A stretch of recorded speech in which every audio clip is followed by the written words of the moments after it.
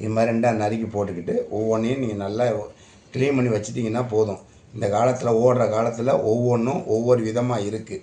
பிரண்டை துவையல் பண்ணணும்னு சொல்லிட்டு எல்லாமே சொல்லியிருந்தீங்க. கால் வலி, கை வலி, மூட்டு வலி இதெல்லாம் பண்ணுறதுனால இது இருக்குது. இந்த பாருங்கள், இதை இப்படியே எடுத்து இது உங்களுக்கு 4-5 தான் எடுத்து காமிச்சேன். இது வந்து பிரண்டை ஃபுல்லாக நம்ம எல்லாம் ரெடி பண்ணி வச்சுட்டோம், க்ளீன் பண்ணி வச்சுருக்கோம். வாங்க இதுக்கு தேவையான பொருள்லாம் நான் காட்டுறேன். இதை எப்படி செய்கிறதுன்னு செய்முறையும் நான் உங்களுக்கு செஞ்சு காமிக்கிறேன். இதை பாருங்கள் ஃப்ரெண்ட்ஸ், எல்லாம் க்ளீன் பண்ணி வச்சுருக்கு. நல்லா பார்த்துட்டிங்களா? இதை பாருங்கள், இது ஓகேவா? இதை பண்ணிவிட்டு இது மாதிரி க்ளீன் பண்ணி வச்சுட்டு ஒரு லைட்டாக ஒரு அலசல் செய்யுங்க. இது கையை அரிக்கும்பாங்க. அதனால் இதில் வந்து நான் கையில் எண்ணெய் தேய்க்கலை, எனக்கு அரிக்காது. அதனால் நான் செஞ்சும்போது எனக்கு அதை பற்றி எனக்கு ஒன்றும் தெரியல. மட்டும் இல்லை, இதை எடுத்து நல்லா க்ளீன் பண்ணி வச்சு முடிச்சுட்டு உங்களுக்கு நான் ஏற்கனவே க்ளீன் பண்ண வீடியோவும் போட்டிருக்கேன் ஏற்கனவே. இப்போ இதையும் இன்னொரு வாட்டி க்ளீன் பண்ண வீடியோவோடு சேர்த்து போடுறேன். இதை க்ளீன் பண்ணி வச்சு தனியாக நம்ம எடுத்து வச்சுக்கிட்டு இதுக்கு தேவையான பொருட்கள்லாம் உங்களுக்கு சொல்கிறேன் பாருங்கள்.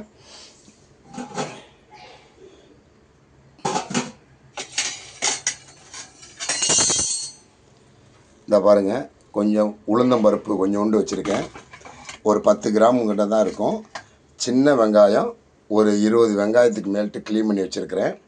இதில் பூண்டு ஒரு 10-11 பூண்டு இருக்கும், இதையும் வச்சுருக்கிறேன். இதோடு சேர்த்து கொஞ்சம் போல் கருவேப்பிலை, கொஞ்சம் ஒரு குண்டு மல்லி, புளி ஒரு 10-12 வரமிளகா, இதை எல்லாத்தையும் இன்றைக்கி போட்டு ஒரு துவையல் சட்னி செய்வோம். இந்த துவையலுக்கு தேவையானது ஃபஸ்ட்டு நம்ம எண்ணெயை ஊற்றிக்கணும். கொஞ்சம் போல் நல்லெண்ணெயை ஒரு 2 டீஸ்பூன் டேபிள் ஸ்பூன் ஊற்றுனீங்கன்னா போதும். இது நல்லா சுட்டதுக்கப்புறம் ஒவ்வொன்றா போட்டுருவோம், காமிக்கலாம் இருங்க. பாருங்கள், உளுந்து போட்டிருக்கு. அந்த உளுந்தை நல்லா கொஞ்சம் லைட்டாக பொன்னிறமாக வர்ற வரைக்கும் வறுத்துருவோம்.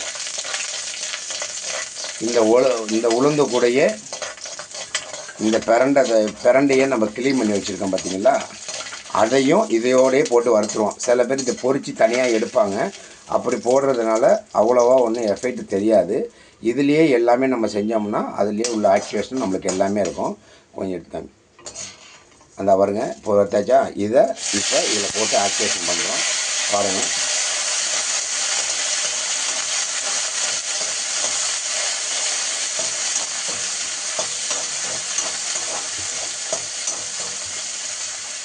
செவக்கணும். இது பிரண்டை நல்லா செவக்கிற வரைக்கும் நல்லா கொஞ்சம் பரட்டி விட்டுகிட்டே இருங்க. இதையும் நல்லெண்ணெய் போட்டிங்கன்னா கொஞ்சம் நல்லாயிருக்கும். ஏன்னா அதுக்கு அந்த இதுக்கு கொஞ்சம் நல்ல ஒரு இதாகவும் எஃபெக்டாகவும் இருக்கும். நம்ம சாப்பிட்றதுக்கும் கொஞ்சம் நல்லாயிருக்கும். இதை துவையலாகவும் சாப்பிட்லாம், சாப்பாட்லேயும் சாப்பிட்லாம். இப்போ ஓடுற மிஷின் வாழ்க்கைக்கு இது ரொம்ப முக்கியமானது. நம்ம அதிகமாக டாக்டர்கிட்ட போய் செலவு பண்ணி பார்த்து ஒவ்வொன்றா நம்ம பார்த்து மருந்து மாத்திரை சாப்பிடும்போது அதில் வர்ற பிரச்சனைகளை சந்திக்கிறதுக்கு இன்னொரு வாட்டி போய் பார்க்க வேண்டியதாக இருக்குது. அதனால் இயற்கையாக நம்மளுக்கு என்ன கிடைக்குதோ அந்த வரத்தை நம்மளாக யூஸ் பண்ணிக்கணும். அதனால தான் இதை உங்களுக்கு நான் வீடியோவாக போடுறேன். இதை நாங்கள் சாப்பிட தான் செய்கிறோம். இது எங்கள் அம்மா, எங்கள் மாமியார் எங்களுக்கு சொல்லி கொடுத்தது. இப்போ நாங்கள் அதை சொல்லி இப்போ நாங்கள் இதை உங்களுக்கு போட்டு காமிச்சிட்ருக்கோம். அவங்களுக்கு இப்போ 86 வயசு ஆகுது எங்கள் அம்மாவுக்கு. எங்கள் மாமியாருக்கு அதே மாதிரி 85 வயசு கிட்ட ஆகுது. அவங்களாம் இதை சாப்பிட்டு தான் இன்னும் கொஞ்சம் நல்லா இருக்கிறாங்க. அதனால் கலர் சேஞ்ச் ஆகுது பாருங்கள், கலர் நல்லா சேஞ்ச் ஆகிடுச்சு. இதுக்கு அடுத்தபடியாக போடுறது வரமிளகா போடுறோம். வரமிளகா போட்டாச்சு. இந்த வரமிளகா சும்மா ஒரு 4 கிண்டி செய்யுங்க. அதுவே கொஞ்சம் லைட்டாக ப்ரௌன் கலரில் வந்துடும்.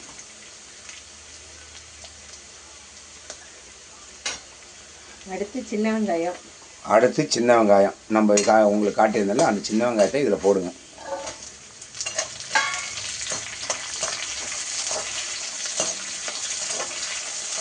இந்த சின்ன வெங்காயம் போட்டோம்னா உடம்புக்கும் நல்லது. ஹார்மோன் பிரச்சனைகள்லாம் நிறையா வராமல் தடுக்கும். அதில் நம்மளுக்கு ஒவ்வொரு சின்ன வெங்காயம் ஆக்டிவேஷன் இருந்துச்சுன்னா வெள்ளாணுக்கள் ஜாஸ்தியாக பெருகும். அதனால தான் வெள்ளரிக்காயாக இருக்கட்டும், அதோடு சேர்ந்து சின்ன வெங்காயமாக இருக்கட்டும், தயிர் சேர்த்துக்கணும்னு சொல்கிறாங்க. அதுக்கப்புறம் பூண்டு உங்களுக்கு காமிச்சோம் பார்த்தீங்களா, அந்த பூண்டை அதிலே போடுவோம். இது நீங்கள் பெருசாக இருந்த பெரிய பல்லாக இருக்குதுன்னா அந்த பூண்டை நீங்கள் சின்னதாக நறுக்கி போட்டுக்கிட்டாலும் சரி, இல்லை நீங்கள் அப்படியே வதக்கி நீங்கள் அரைச்சிக்கிட்டாலும் சரி.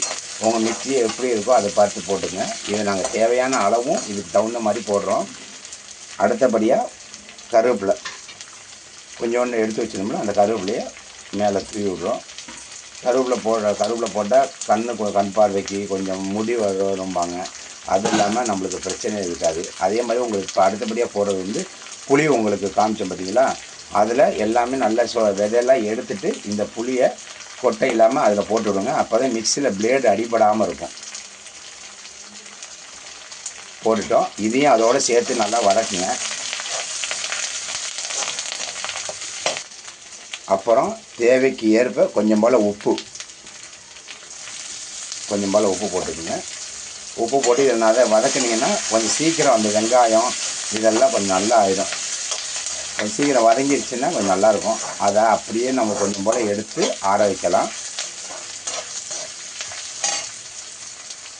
இப்போ இது முழுசாக ரெடி ஆகிடுச்சு. இதை வீடியோவில் நிப்பாட்டெல்லாம் கிடையாது. நாங்கள் இதை அப்படியே எல்லாமே ரெடி பண்ணி வச்சுட்டு நாங்கள் போட்டதுனால இது எங்களுக்கு கொஞ்சம் சீக்கிரம் ரெடி ஆகிடுச்சு. நிப்பாட்டி போடாமல் நாங்கள் அப்படியே டைரெக்டாகவே போடுறோம். பார்த்துக்குங்க. இதை பார்த்துட்டு என்ஜாய். இதை ஒரு இதில் எடுத்து தனியாக தட்டில் வச்சுருங்க. ஆறட்டும். ஆறினோன்னே ஒரு மிக்சியில் எடுத்து போடலாம். அப்படியே எடுத்து நீங்கள் சூடாக போட முடியாது. அதனால் சுடும் பயங்கரமாக. இதை கொஞ்சம் நல்லா ஆற வச்சு இதுக்கப்புறம் உங்களுக்கு நாங்கள் அரைச்சி காமிக்கணும். பாருங்கள் நண்பர்களே, இதை பாருங்கள். லைக் பண்ணுங்கள், ஷேர் பண்ணுங்கள், சப்ஸ்கிரைப் பண்ணுங்கள். எல்லோருக்குமே இதை தெரியப்படுத்துங்க. எல்லாருமே நல்லபடியாக இருக்கட்டும். இதை சாப்பிட்டு என்ஜாய் பண்ணட்டும். இது நல்லா ஆறிடுச்சு. ஆறினோன்னே இதை மிக்சியில் போட்டு உங்களுக்கு காமிக்கிறோம். செம்ம டேஸ்ட்டாக இருக்கும். இதை நீங்கள் சாப்பாட்டில் போட்டு சாப்பிட்லாம். இட்லி, தோசை எதில் வேணாலும் கலந்து நல்லா சாப்பிட்லாம். ஒன்றும் பிரச்சனை இல்லை. அவ்வளோ டேஸ்ட்டாக இருக்கும். இதை பாருங்கள். பார்த்துட்டு உங்களுக்கு அரைச்சி காமிக்கிறேன்.